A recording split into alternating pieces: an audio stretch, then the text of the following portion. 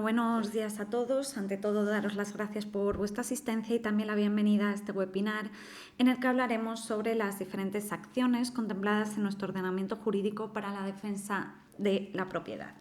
Yo soy Tania Folgar Gutiérrez, abogada y miembro del Departamento de Documentación del grupo Iberley Colex, y me encuentro acompañada de mi compañera Tamara Pérez, abogada que también forma parte del Departamento de Documentación del grupo. Tal y como os mostramos en el índice, lo que vamos a hacer es desarrollar la presentación en 4 bloques, comenzando por situarnos en la conceptualización de la propiedad privada y haciendo mención a las diferentes acciones que para la defensa de esta propiedad nos ofrece nuestro ordenamiento jurídico. Y dedicamos los 3 siguientes a 3 acciones concretas respecto de las que pondremos de relieve las cuestiones que jurisprudencialmente han sido establecidas como fundamentales a la hora de llevar a cabo el ejercicio de las mismas. Habiendo sido elegidas, como veis, la acción reivindicatoria, por ser esta la acción de protección del dominio por excelencia, así como la acción declarativa de dominio y la acción de deslinde y amojonamiento. Comenzamos entonces, como hemos dicho, por tratar de dar una definición de lo que podemos entender por derecho a la propiedad. Y en este sentido encontramos una conceptualización a través de lo dispuesto en el artículo 348 del Código Civil, al indicarnos dicho precepto que la propiedad es el derecho de gozar y disponer de una cosa o de un animal sin más limitaciones que las establecidas en las leyes. Cabe advertir, tal y como resaltamos en la diapositiva, que hasta ahora el contenido del meritado precepto solo hacía referencia al derecho de goce y disfrute de la cosa. Sin embargo, y como consecuencia de la reforma introducida por la Ley 17/2021 de 15 de diciembre relativa al régimen jurídico de los animales, resulta que en la actualidad el precepto tratado, el 348 del Código Civil, también recoge referencia explícita al derecho de disposición del animal, circunstancia que hemos de tener en cuenta y hemos querido poner de relieve toda vez que dicha modificación está en vigor desde el pasado día 5 de enero de este año, es decir, desde el 5 de enero del 2022. Pero volviendo al tema en cuestión, la pregunta que nos podemos hacer es qué conclusión podemos inferir del contenido del artículo 348 del Código Civil. Pues a nuestro entender, de la conceptualización dada, podemos dejar sentado que la propiedad se configura como un derecho real que posiciona al propietario en una situación de, entre comillas, señorío absoluto, poseyendo todas las facultades posibles sobre el bien, lo cual diferencia precisamente este derecho de cualquier otro derecho real, ¿de acuerdo? Asimismo, cabe destacar que junto con la herencia, el apartado primero del artículo 33 de la Constitución española reconoce de forma expresa el citado derecho y en consecuencia resulta que también tenemos una definición de este dada por la Sala del Tribunal Constitucional, en la que los magistrados ponen de relieve que el derecho a la propiedad privada se configura y protege ciertamente como una de facultades individuales sobre las cosas, pero también y al mismo tiempo como un conjunto de deberes y obligaciones establecidos de acuerdo con las leyes en atención a valores o intereses de la colectividad, es decir, a la finalidad o utilidad social que cada categoría de bienes objeto de dominio esté llamada a cumplir. Pasando ya a las acciones de las que disponemos para la protección de la propiedad, resulta que nuestro ordenamiento jurídico otorga al propietario la facultad de ejercitar, como vemos, una serie de acciones a su favor para su protección y así evitar que un tercero viole o perturbe este derecho.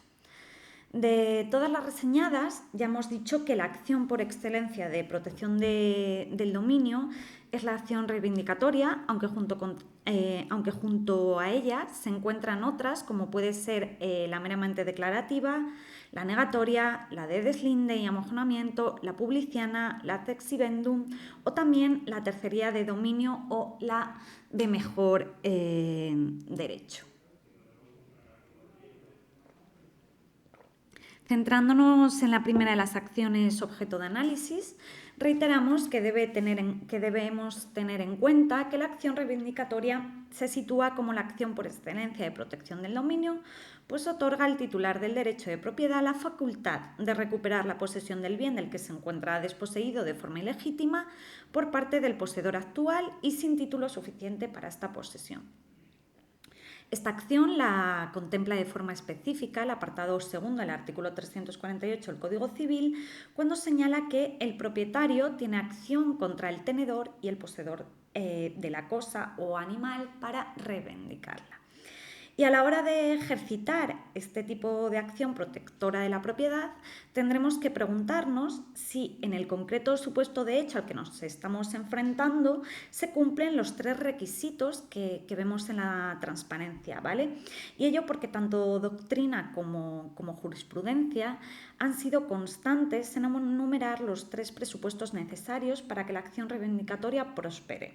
por lo que para el correcto ejercicio y estimación de la acción se requiere en primer lugar, que el actor sea el titular dominical del bien respecto del que reclama la posesión que le ha sido despojada.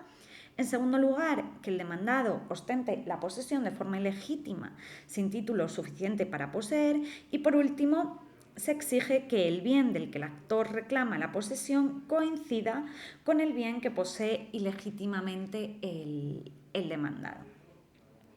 Además, en relación con la carga de la prueba de los requisitos exigidos jurisprudencialmente para que la acción reivindicatoria prospere, es importante tener en cuenta que, tal y como veis en la transparencia, es sobre el demandante bajo quien recae la carga de la prueba. Bien, llegados a este punto, y como quiera que el primero de los requisitos es el título de dominio, cabe preguntarnos si la titularidad catastral constituirá título de dominio suficiente a efectos reivindicativos, ¿vale? Y lo cierto es que no, ¿vale? Esta titularidad catastral no va a ser título de dominio suficiente por sí sola, y en este sentido os dejamos referenciada la sentencia de la Audiencia Provincial de Burgos, en la que, mentando jurisprudencia del Tribunal Supremo, recuerda la sala que el catastro afecta solo a datos físicos, descripción, linderos, contenido, etc. Nada más, ¿vale? No sienta ninguna presunción de posesión, sino que únicamente podrá servir como un indicio que, unido a otras pruebas, pueda llevar al ánimo del juzgador el convencimiento de que efectivamente la propiedad pertenece a dicho titular, pero no puede constituir por sí sola un justificante de tal dominio. También podemos preguntarnos si el título de heredero será suficiente para el ejercicio de la acción reivindicatoria, y también en este sentido la respuesta es negativa, y ello porque la atribución en testamento no transmite por sí sola la propiedad, no constituyendo pues título suficiente para el ejercicio de la acción reivindicatoria, sino que para ello se requiere la partición de la herencia, y ello porque durante el periodo de indivisión que procede a la partición de la herencia, los herederos poseen el patrimonio del causante colectivamente, y en este estado de indivisión ningún heredero puede reclamar para sí, sino para la comunidad hereditaria. Asimismo, cabe advertir que la partición por sí sola no es título bastante para acreditar el dominio, sino va acompañada de una cumplida prueba de que el bien adjudicado al heredero correspondía efectivamente al causante. Pasando ya al análisis del segundo de los requisitos mencionados, resulta que la identificación y la identidad son esenciales respecto de la cosa, o en su caso respecto del animal reivindicado o reivindicada, ¿vale? En consecuencia, esta debe de quedar concretada y determinada, ¿vale?, de forma que pueda ser señalada y reconocida, concurriendo pues su identificación de forma totalmente evidenciada, ¿vale?, para que no ofrezca duda alguna de lo que se reivindica, de lo que estamos reivindicando. Así, por ejemplo, si ejercitamos reivindicatoria de una finca, debemos dar con precisión, ¿vale?, fijar con precisión tanto su cabida como su situación y sus linderos, y así cumpliremos ese segundo requisito de identificación e identidad. Por último, ya hemos dicho que como tercer requisito la acción reivindicatoria debe plantearse frente a los actuales poseedores. Es decir, la acción reivindicatoria solo puede dirigirse contra el tenedor de la cosa, ¿vale? Entonces, en este sentido, cabría preguntarnos, por ejemplo, si cabría ejercitar la acción reivindicatoria frente al vendedor de la cosa, y la respuesta es negativa, ¿vale? Al ser reiterada doctrina jurisprudencial la que dice que el comprador no puede instar frente a su vendedor, ¿vale? Pues no cabe el ejercicio de acciones reales entre las partes de un contrato, sino tan solo el de las propias del negocio jurídico celebrado, ¿vale? Deberá ser esa acción la que hay que ejercitar y no tendremos acción de reivindicatoria en estos supuestos. Bueno, pues sentados estos requisitos que habremos de tener muy presentes, como decimos, cuando nos encontremos ante este tipo de asuntos, os dejo con mi compañera Tamara, que va a pasar a daros unas pinceladas respecto de la acción declarativa de dominio, así como de la acción de deslinde y amojonamiento. Buenos días, Tamara, y todo tuyo. Buenos días, encantada de saludaros a todos y a todas. Y como bien ha dicho mi compañera Tania, al principio de esta presentación y ahora mismo, en el punto 3 abordaremos la acción declarativa de dominio y a continuación, en el punto 4, la acción de deslinde y amojonamiento. Pues bien, la acción declarativa de dominio no viene definida como tal en nuestro ordenamiento jurídico. Sin embargo, la podremos definir como aquella acción que persigue la declaración del dominio del actor frente a aquel que la niegue. El objetivo de la acción declarativa de dominio no es la recuperación de la posesión de objeto del litigio, sino constatar la titularidad del mismo. Es decir, va dirigida a obtener la mera declaración de existencia de titularidad dominical, sin necesidad de pedir la condena o a la restitución de la cosa. En cuanto a los requisitos para que la acción declarativa de dominio tenga éxito, es necesario que el actor tenga la condición de propietario poseedor y pruebe como condición sine qua non el título de dominio sobre el objeto litigioso. Que el demandado esté interesado o pueda ser afectado por la declaración del dominio, que el objeto o cosa esté totalmente identificado de modo concreto y determinado, que los efectos de la acción se concreten en una pretensión de declaración del derecho, que no haya transcurrido el plazo de prescripción de la acción y, por último, que el concurso de los anteriores requisitos se produzca de modo conjunto y concurrente y resulte de la prueba suministrada por la parte demandante. Asimismo, como hemos señalado, para que la acción declarativa de dominio prospere, es necesario que la finca, objeto del procedimiento, esté identificada. Pero, ¿cuándo se considera que no hay tal identificación? Pues un ejemplo de falta de identificación lo podemos encontrar en la sentencia del Tribunal Supremo de 23 de junio del 2009, que apunta que para ejercitar la acción declarativa de dominio es preciso cumplir sus dos elementos, la identificación de las fincas y el título de propiedad. En cuanto al primero, en este caso no habría identificación porque no mediaba el deslinde y por tanto se desconocía cuál sería la parte de la finca cuyo dominio había de ser declarado. A diferencia de la acción reivindicatoria, para ejercitar la acción declarativa de dominio no es necesario que el demandado posea la cosa ni que ostente título para poseerla. Como ya hemos señalado,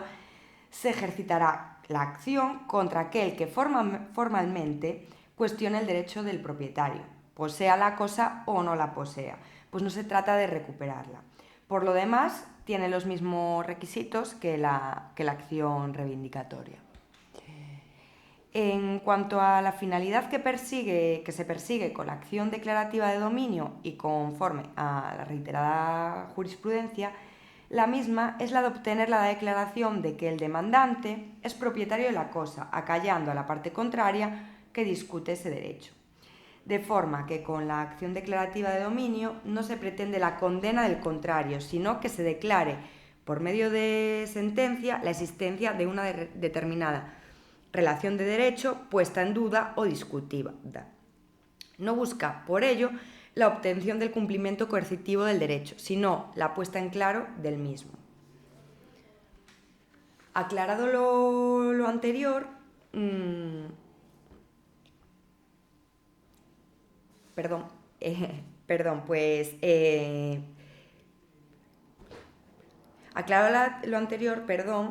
pasaremos ahora a explicar los aspectos procesales de esta acción. Sobre la legitimación, la activa la ostentará el titular dominical actual y la pasiva quien niegue el dominio del sujeto que ejercita la acción. En cuanto al plazo de prescripción de la acción, de acuerdo con la sentencia del Tribunal Supremo del 19 de noviembre de 2012, la acción declarativa de la propiedad es una facultad integrada en el derecho del dueño y no prescribe independientemente. Por lo que la doctrina más moderna considera que la prescripción extintiva de las acciones de defensa de la propiedad y la usucapión en cuanto a modo de adquirir el dominio son dos aspectos de un mismo fenómeno. Concluyen afirmando, por tanto, que no hay una autónoma prescripción extintiva de las acciones reales defensivas del derecho de propiedad. En cuanto a la competencia, de acuerdo con el artículo 52.1 de la Ley de Enjuiciamiento Civil, en los juicios que se ejerciten acciones reales sobre bienes inmuebles será el tribunal competente el del lugar en el que esté cita la cosa litigiosa, es decir, en estos casos donde esté cita la finca. Cuando la acción real se ejercite sobre varias fincas o sobre una sola que esté situada en diferentes circunscripciones, será el tribunal competente el de cualquiera de estas, a elección siempre del demandante. Pasamos ahora a la acción de deslinde y amojonamiento. La facultad de deslinde consiste en la operación de marcar los límites entre dos o varias fincas, es decir, esta acción requiere que haya confusión de límites de forma que no se tenga conocimiento exacto de los mismos y no es viable si las fincas están perfectamente identificadas y delimitadas. Por lo que la finalidad del deslinde es la de determinar los límites de la propiedad para que el propietario tenga constancia sobre cuál es el ámbito en el que puede ejercer sus facultades. En cuanto a la acción de amojonamiento o la actuación de amojonar o poner hitos o mojones en las líneas divisorias entre propiedades, es un facere material posterior a la previa acción de deslinde, puesto que, como se dice, el deslinde tendente a delimitar las divisiones o las líneas divisorias entre los predios colindantes está perfectamente recogido en nuestro Código Civil como una operación intelectual previa, para que una vez determinados cuáles son los límites de las respectivas propiedades que están en conflicto, se refleje en el terreno. Por lo que la noción jurídica de amojonamiento responde a la idea de delimitación, señalamiento, abalizamiento o separación que es propia de la palabra, encontrándose por tanto estrechamente vinculada a la acción de deslinde, esto es, a la facultad inherente de todo propietario o titular del derecho real para fijar los lindes o límites del objeto sobre el que recae su derecho o delimitar físicamente dicho objeto. Por su propia naturaleza, el amojonamiento sirve para plasmar físicamente los límites de la propiedad y su ejecución material es una operación posterior y por tanto una consecuencia del previo deslinde. Y debiendo siempre realizarse de conformidad con la previa resolución que fije tal deslinde. En conclusión, la acción de amojonamiento tendría por tanto la misma estructura que la acción de deslinde y consiste en que una vez realizado el deslinde, el titular de la finca procederá a explicitar de forma visible los límites ya ciertos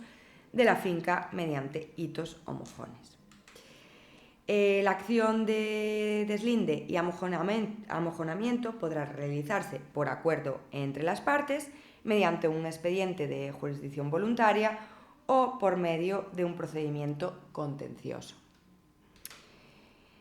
Y en los requisitos necesarios para que la acción de deslinde prospere son, en primer lugar, acreditar el derecho de titularidad de un derecho real sobre la finca en la que se van a establecer los límites, bien sea de propiedad u otro derecho real. Demostrar la colindancia con la finca del demandado, que es un requisito esencial y el mismo no se producirá cuando los predios se hallen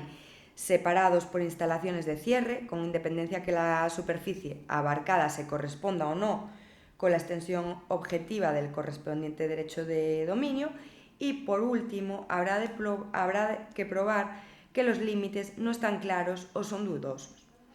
La confusión de linderos constituye un presupuesto indispensable también para la práctica del deslinde, y por ello la acción no será viable cuando los inmuebles se encuentren perfectamente identificados y delimitados, con la consiguiente eliminación de la incertidumbre respecto de la aparente extensión superficial del fondo. El artículo 385 de nuestro Código Civil establece una prelación de criterios para proceder al deslinde. Por lo tanto, se preferirán, en primer lugar, los títulos de cada propietario, en defecto de estos títulos de propiedad, la posesión, y finalmente, sin ninguno de los anteriores medios de prueba es posible, se procederá al reparto del terreno a partes iguales, de acuerdo con lo dispuesto en el artículo 386 del Código Civil. Pero hay que tener en cuenta que el criterio recogido en el mencionado artículo 386 de nuestro Código Civil debe de ser interpretado de forma muy estricta, de manera que no se puede tener como un mecanismo de valoración que se impone a los propietarios colindantes siempre que no exista conformidad, sino como un simple criterio de resolución del conflicto que debe ser expresamente aceptado por los propietarios cuando no es posible el deslinde por el resto de los medios de prueba que se puedan practicar. En cuanto a los aspectos procedimentales de la presente acción, la legitimación activa la ostentará cualquier propietario que no tenga claramente identificados sus linderos o cualquier titular de derechos reales. Y la legitimación pasiva la ostentará el propietario de la finca colindante y los titulares de derechos reales sobre las fincas colindantes. Con respecto a la prescripción, nos dice el artículo 1965 del Código Civil que no prescribe entre coherederos, con dueños o propietarios de fincas colindantes, la acción para pedir la partición de la herencia, la división de la cosa común o el deslinde de las propiedades contiguas. En consecuencia, la acción de deslinde y amojonamiento puede realizarse en cualquier momento, ya que la misma es imprescriptible, como ya hemos dicho, aunque sí que es cierto que hay que tener en cuenta que esta está sujeta a la usucapión. Pues no tendría sentido ejercitar la acción de deslinde cuando el colindante ya habría adquirido la finca o parcela por prescripción adquisitiva. En cuanto a la competencia, el artículo 52.1 de la LEC, en su apartado primero, establece que la competencia la ostentará el tribunal del lugar en el que esté citada la cosa litigiosa, y en este caso será donde esté citada la finca. En lo que respecta a los gastos derivados de la acción de deslinde, en nuestro derecho no existe ninguna referencia a quien debe de asumir los gastos que conlleve un deslinde entre fincas, si bien la solución más lógica será repartir los mismos, aunque no siempre tendrá que ser de una manera proporcional. Pasamos ahora a hablar sobre los expedientes de deslinde de fincas que no están inscritas en el registro de la propiedad. En este caso será competente para conocer estos expedientes el letrado de la Administración de Justicia del Juzgado de Primera Instancia del lugar donde esté cita la finca o la mayor parte de ella. El expediente se iniciará a instancia del titular del dominio de la finca o del titular de cualquier derecho real de uso y disfrute sobre la misma, mediante un escrito en el que se hará constar los datos relativos a la finca que se pretende deslindar, como los relativos a los colindantes, así como los datos identificativos de los titulares de unas y otras. Junto a su solicitud se deberá aportar también la certificación catastral descriptiva y gráfica de la finca, objeto del deslinde, así como de las colindantes, y todos los documentos o justificantes que sirvan de fundamento para la pretensión. Una vez admitida dicha solicitud, el letrado de la Administración de Justicia comunicará a todos los interesados el inicio del expediente, quienes podrán hacer las alegaciones y presentar pruebas que estimen pertinentes en el plazo de 15 días. Transcurrido este plazo, el letrado de la Administración de Justicia dará traslado a dichos interesados de toda la documentación aportada y los citará al acto de deslinde a celebrar en el plazo de 30 días. Si bien la falta de alguno de los dueños colindantes no implicará la suspensión de la práctica del deslinde, quedando a salvo su derecho a demandar si creyese haber sido despojado de alguna propiedad o posesión. En caso de que el dueño de alguna de las fincas colindantes se opusiera directamente al deslinde, se archivará el expediente con relación a la parte de la finca lindante con la del opositor, pero continuará con el resto de colindantes. En cuanto al expediente de deslinde de fincas inscritas en el registro de la propiedad, este deberá tramitarse ante notario hábil para actuar en el distrito notarial en donde radiquen las fincas. En caso de que las fincas estén ubicadas en territorio perteneciente a distintos distritos notariales, el expediente podrá tramitarse ante notario hábil para actuar en el distrito notarial de cualquiera de ellas o en cualquiera de sus distritos colindantes. En este caso, de lograrse acuerdo, se hará constar en escritura pública y lo mismo se hará si el acuerdo fuese parcial respecto de alguno o algunos linderos. No habiendo acuerdo entre ninguno de los interesados, el notario da por concluido el expediente. Por último, cabe señalar las diferencias entre la acción de deslinde y la acción reivindicatoria, señalando que ambas acciones tienen objetivos distintos y ya que el deslinde excluye la contienda sobre la propiedad y la acción reivindicatoria no. Asimismo, y de acuerdo con el Tribunal Supremo, se pueden acumular ambas acciones en un mismo proceso con el fin de deslindar, en primer lugar, una finca para, a continuación, ser reivindicada en todo o en parte, sirviendo a la acción de deslinde de presupuesto previo de prosperabilidad de la acción reivindicatoria. En último lugar, quiero señalar que pese a que no se hayan acumulado ambas acciones, la acción de deslinde no supondrá cierre alguno de futuras acciones que puedan interponerse sobre la propiedad de una finca deslindada. Pues hasta aquí esta webinar, espero que les haya sido a todos de utilidad y muchísimas gracias por su atención.